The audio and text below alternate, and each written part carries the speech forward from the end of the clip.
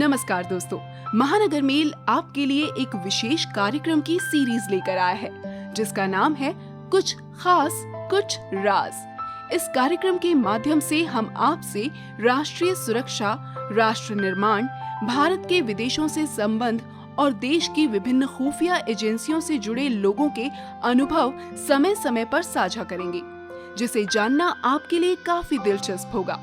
तो देखते हैं कुछ खास कुछ राज कार्यक्रम रॉ के पूर्व अधिकारी एनके सूद की जुबानी, जिसमें उन्होंने हाल ही में पाकिस्तान की सुप्रीम कोर्ट द्वारा गिलगिट और बाल्टिस्तान पर दिए गए फैसलों पर भारत की तरफ से कड़े विरोध के बाद किस प्रकार की कूटनीति तैयार की जा रही है, इस पर विस्तार से प्रकाश डाला है। उन्होंने बताया कि जब भारत ने 1971 में पाकिस्तान का ब्रेकअप कर दिया तो आज भी वो ये करने की ताकत रखता है। उन्होंने ये भी बताया कि पूरे 73 वर्षों के बाद भारत गिलगिट बाल्टिस्तान पर डिफेंस की जगह पूरी तरह ऑफेंसिव मोड में है। आइए देखते हैं रॉ के पूर्व अधिकारी एनके सूद का ये वीडियो। दोस्तों नमस्कार, आज हम बात करेंगे पीओके और गिलगिट बाल्टिस्तान की। हमारी गवर्नमेंट ने पाकिस्तान को बड़ा फर्मली कह दिया है पिछले हफ्ते कि वो पीओके और गिलगिट बाल्टिस्तान को खाली कर दें।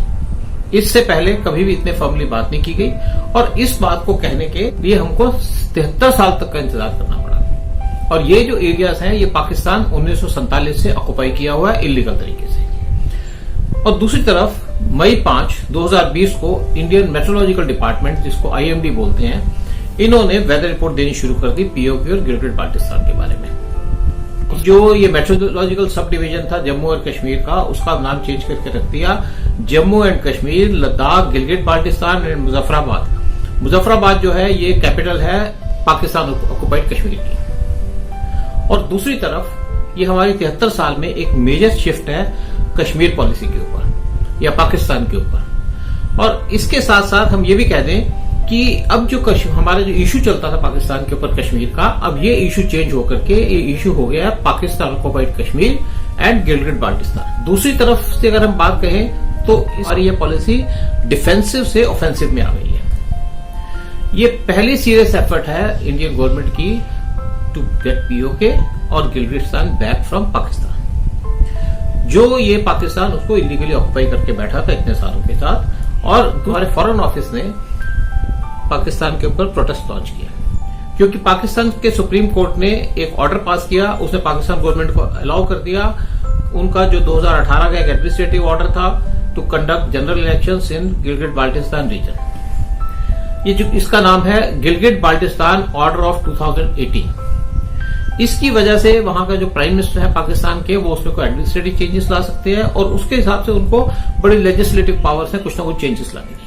लेकिन मैं फिर ये कहूंगा कि ये जो एरिया ये हिंदुस्तान का है, हिंदुस्तान को बिलोंग करता है, जिसको पाकिस्तान इलीगली ऑक्युपाई किया था। और आज हमारी गवर्नमेंट ने ये इशू उठा करके हमको बता दिया या हमको समझ आया कि गिलगिट बाल्टिस्तान क्या है। इसके बारे में अलग से हम बात करेंगे, इसकी इंपॉर्टेंस के बारे में। लेकिन कुछ भी इशू हो, एक चीज है कि पाकिस्तान के सुप्रीम कोर्ट ने जो भी है पाकिस्तान की गवर्नमेंट के फेवर में डिसीजन लिया।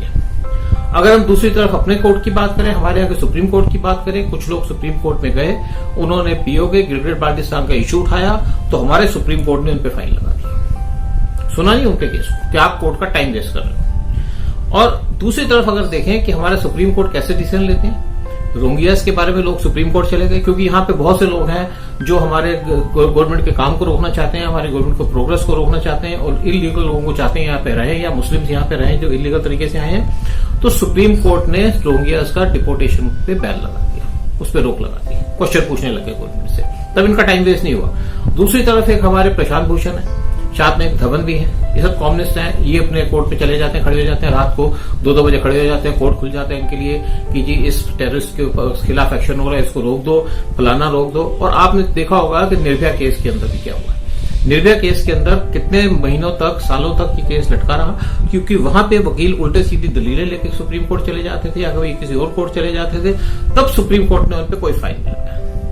तो ये हमारे यहाँ का तरीका। चलिए कोई भी बात नहीं है, लेकिन दूसरी तरफ हम बात करते हैं कि इंडियन गवर्नमेंट ने पाकिस्तान गवर्नमेंट पे बड़ा स्ट्रांग प्रोटेस्ट लॉन्च किया है और उन्होंने कहा है कि पाकिस्तान गवर्नमेंट या उनके सुप्रीम कोर्ट को कोई हक नहीं है पीओके और गिलगिट बाल्टिस्तान पे मटेरियल चेंजेस लाने का, क्योंकि जम्मू कश्मीर, लद्दाख और जो एरियाज हैं गिलगिट बाल्टिस्तान के, ये इंडिया को बिलोंग करते हैं और इंडिया का इंटीग्रल पार्ट है।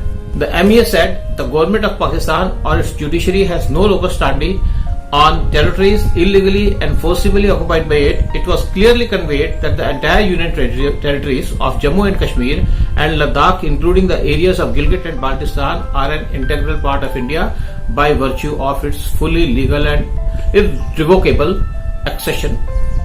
इसका मतलब है कि उन्होंने यही कहा कि पाकिस्तान गवर्नमेंट या कोर्ट की कोई अथॉरिटी नहीं है गिलगिट बाल्टिस्तान के बारे में डिसीजन लेने की, क्यों, और या जम्मू कश्मीर के लिए, क्योंकि इंटीग्रल पार्ट ऑफ इंडिया है। मैंने एक और कहा, उनको रादर डायरेक्शन दी कि आप इमीडिएटली हमारे गिलगिट पाकिस्तान और बीओके को छोड़ दो, इसको खाली कर दो। अब लोगों ने कुछ क्वेश्चन पूछे हैं। एक पूछते हैं कि IMD की जो फोरकास्ट है वेदर के पीओके और गिलगिट बाल्टिस्तान के बारे में, इसका क्या इफेक्ट होगा। मैं सिंपल सी बात कहूंगा, इसका इफेक्ट ये होगा कि ये पाकिस्तान के ऊपर एक साइकोलॉजिकल प्रेशर डालेगा। दूसरी बात, अभी तक कश्मीर जो था वो इंडिया पाकिस्तान के अंदर कोर इशू था, लेकिन अब के बाद कोर इशू पाकिस्तान के और इंडिया के बीच में रह गया पीओके और गिलगिट बाल्टिस्तान का। इंडिया कश्मीर की बात नहीं करेगा, इंडिया बात करेगा पीओके की और गिलगिट बाल्टिस्तान की। और तीसरा जो इंडिया ने जो प्रेशर डाला है, इससे पाकिस्तान की गवर्नमेंट और उनकी आर्मी के ऊपर प्रेशर बनेगा। और तीसरी बात है, चौथी बात यह है कि इन इंटेलिजेंस टर्म्स की अगर बात करूं तो ये एक साई वॉर है पाकिस्तान के खिलाफ, और बड़ा इफेक्टिव साई वॉर रहेगा। सारा एक सिनेरियो चेंज होने की बात है इसके ऊपर। दूसरा, कुछ लोगों ने क्वेश्चन पूछा है कि by claiming PoK and Gilgit Baltistan will India get PoK and Gilgit Baltistan, कि अगर हम क्लेम करना शुरू कर देंगे तो क्या इससे हमको गिलगिट बाल्टिस्तान मिल जाएगा और पीओके मिल जाएगा। आंसर है no. India PoK Gilgit Baltistan को नहीं ले सकती सिर्फ उसकी वेदर रिपोर्ट देख करके या उसके ऊपर क्लेम करके। लेकिन ये जरूर है कि ये एक डेफिनेटली शिफ्ट इन पॉलिसी है, एक साइकोलॉजिकल प्रेशर है, एक हमारा पॉलिसी चेंज है, जिसके बाद हमारा एक नजरिया चेंज हो जाता है और पाकिस्तान को भी समझ आ जाएगा कि उसको इस सिचुएशन को डील करना पड़ेगा फ्यूचर के लिए। हमने गिलगिट बाल्टिस्तान का इशू रेज किया है, इसके बाद इंडिया की एक राइट बन जाती है। इंडिया की राइट बन जाती है कि वहां पे अगर कोई एंटी पाक एक्टिविटीज होती हैं और या प्रो इंडियन एलिमेंट्स हैं वहां पे कुछ काम करते हैं, तो इन पीओके और गिलगिट बाल्टिस्तान में तो इंडिया उनके फेवर में आवाज उठा सकता है और उनके खिलाफ आवाज उठा सकता है। और दूसरी बात है कि इसके बाद पीओके और गिलगिट बाल्टिस्तान को सेंटर स्टेज पे ला दिया। और मैं सोचता हूं, पक्की बात सोचता हूं कि अगर हमारी गवर्नमेंट ने डिसीजन लिया है तो गवर्नमेंट के पास एक प्लान है to take over PoK and Gilgit Baltistan. इनके पास पूरी प्लान बनी हुई है। कुछ लोग सोचते हैं क्या इंडिया तोड़ पाएगा, इंडिया पाकिस्तान इतना पावरफुल है, हम कुछ नहीं है, हमारे में कुछ नहीं है। लेकिन मैं आप लोगों को ये भी बता दूं कि 1971 में इंडिया ने पाकिस्तान के 2 टुकड़े किए थे। उसके लिए हमें क्या चाहिए, हमें चाहिए विल पावर। पावर हमारे पास है, विल चाहिए थी, वो हमारे पास आ गई। इसके साथ एक और बात कहूंगा कि ब्रिटिश पार्लियामेंट ने 24 मार्च 2017 को अपना एक रेजोल्यूशन पास किया था अपने पार्लियामेंट के अंदर। उन्होंने कहा था Pakistan is illegally occupying PoK and Gilgit Baltistan since 1947, क्योंकि ब्रिटिश यहां पे बहुत मायने रखते हैं, क्योंकि जब पार्टीशन हुआ तो उससे पहले ब्रिटिश का रूल था, और जब गिलगिट बाल्टिस्तान दिया गया तो ब्रिटिशर की एक पॉलिसी थी कि पाकिस्तान को क्यों देना चाहते थे। हम उसके बारे में, गिलगिट के बारे में अलग चैप्टर में अलग से बात करेंगे। तो अगर उनका पार्लियामेंट एक चीज ये पास करता है, ऐसा बिल पास करता है, तो इसका मतलब है कि इंडिया को पूरी बैकिंग है, और वर्ड इंडिया, पाकिस्तान और ब्रिटिश तीनों को सुनेगा।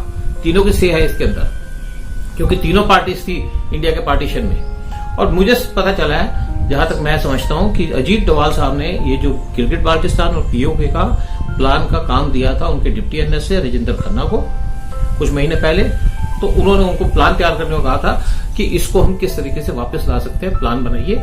और मुझे लगता है कि वो प्लान बना के दे दिया गया। पाकिस्तान को तोड़ने का प्लान था, ये रॉ ने बनाया था, 1970 में बनाया था, उसको 1971 में इंप्लीमेंट हो गया फाइनल स्टेज पे। आर्मी ने उसको इंप्लीमेंट किया या हमारी फोर्सेस ने उसको इंप्लीमेंट किया। और अगर इंडिया पाकिस्तान का ब्रेकअप 1971 में कर सकता है तो अब भी कर सकता है। और 1971 के बाद में आप लोगों को याद करा दूं, उस टाइम पे पाकिस्तान को यूएस खड़ा था उसके साथ। उनकी 7th फ्लीट हमारे इंडियन ओशन में आ गई थी, उनके साथ सारा यूरोप खड़ा था, सारा उनके साथ गल्फ खड़ा था, और साथ में जितनी भी और पावर्स थी खड़ी थी। और चाइना भी बाउंड्री से झांक रहा था कि क्या हो रहा है, इंटरवीन नहीं किया। लेकिन हमारे साथ सिर्फ रशिया खड़ा था, हमने तब उसको पाकिस्तान को 2 टुकड़े कर दिए। तो आज की सिचुएशन में एक सिचुएशन बहुत बड़ी चेंज है। और दूसरी बात एक और है कि कुछ लोग पूछते हैं कि पीएम मोदी ने पिछले टेन्योर में क्यों नहीं किया, क्योंकि लोगों की आदत है कुछ ना कुछ पूछने की, अब क्यों किया। पिछले टेन्योर में मोदी ने अपने 55 महीने के अंदर 2-4 महीने तो इलेक्शन में लगे, वो कम से कम 95 कंट्रीज विजिट किए, इंक्लूडिंग रिपीट विजिट्स। किसी कंट्री में 1 बार गए, किसी में 2 बार गए, किसी में 3, किसी में 4, किसी में 5 भी गए। उस टाइम पे वो अपने ये लगे हुए थे कि एक तो इंडिया की पोजीशन बाहर में समझाने में लगे थे, दोस्त बनाने में लगे थे, वो उनके साथ ट्रेडिंग की बात हो रही थी, उनके साथ हमारे डिप्लोमेटिक रिलेशंस की बात हो रही थी, उनके साथ साथ साथ बात हो रही थी सामान खरीदने की, क्योंकि इंडियन आर्मी के पास बहुत कुछ नहीं था उस टाइम, हम खाली पड़े थे। कांग्रेस पार्टी ने तो कुछ खरीदा नहीं 10 साल में, सिर्फ कमीशन के चक्कर में लगे। तो इस टेन्योर के अंदर मोदी ने पाकिस्तान को आइसोलेट किया और चाइना को बैकफुट पे लाया। तभी आज पाकिस्तान की पोजीशन है कि पाकिस्तान के पास कोई दोस्त नहीं है, हर एक काम का एक टाइम होता है। अब मैं दूसरी बात करूंगा मिस्टर राजेंद्र खन्ना, जिनको ये काम दिया गया। ये रॉ के चीफ थे दिसंबर 2014 से दिसंबर 2016 तक, और इनकी एक्सपर्टीज जो है वो मिलिटेंसी के ऊपर है, नॉर्थ की और पाकिस्तान की। और ये रिस्पॉन्सिबल थे कि जो भी हमारी नॉर्थ ईस्ट की मिलिटेंसी खत्म हुई है, हिसाब से जो भी आपने देखा कि कैसे इंडिया ने नॉर्थ ईस्ट के मिलिटेंट्स के खिलाफ एक्शन लिया, चंडेल में जो उन्होंने एक्शन किया उसके खिलाफ जाके बर्मा में मार के आए। इनके टाइम में कोई भी ऐसा नहीं हुआ कि रॉ का फेलियर हो। पठानकोट में तो अटैक हुआ, उरी में अटैक हुआ इनके पीरियड में, लेकिन दोनों अटैक रिपोर्टेड थे, प्रॉपरली रिपोर्टेड थे। सिर्फ जो गलती हुई थी हमारे कमांडर्स के लोगों की, जिन्होंने इनको सीरियसली लिया और इसको इम्प्लीमेंट नहीं किया, जिसकी वजह से वहां पे कैजुअलिटीज हुई, नहीं तो वो भी नहीं होनी थी। और दूसरी बात यह है कि अगर ये प्लान बना है, मेरे को ये पता है कि मिस्टर राजेंद्र खन्ना एक बड़े ऑनेस्ट, सिंसियर, कैपेबल और नेशनलिस्ट आदमी है। अगर इन्होंने प्लान बनाया है तो इस प्लान का 100% सक्सेस होगा। आप देख रहे थे महानगर मेल की खास पेशकश, कुछ खास कुछ राज। कुछ और खास कुछ और राज लेकर हम फिर लौटेंगे अपने अगले वीडियो के साथ, तो देखना ना भूलिएगा महानगर मेल। हमारे अगले वीडियो तक दीजिए हमें विदा, नमस्कार। ऐसे ही कुछ और यूजफुल वीडियोस के लिए सब्सक्राइब कीजिए हमारा चैनल महानगर मेल न्यूज, और इन वीडियोस को अपने दोस्तों से शेयर करना ना भूलें। लाइक जरूर करें और साथ ही प्रेस करें बेल आइकन, ताकि आपको मिल सके हमारे हर नए वीडियो का नोटिफिकेशन।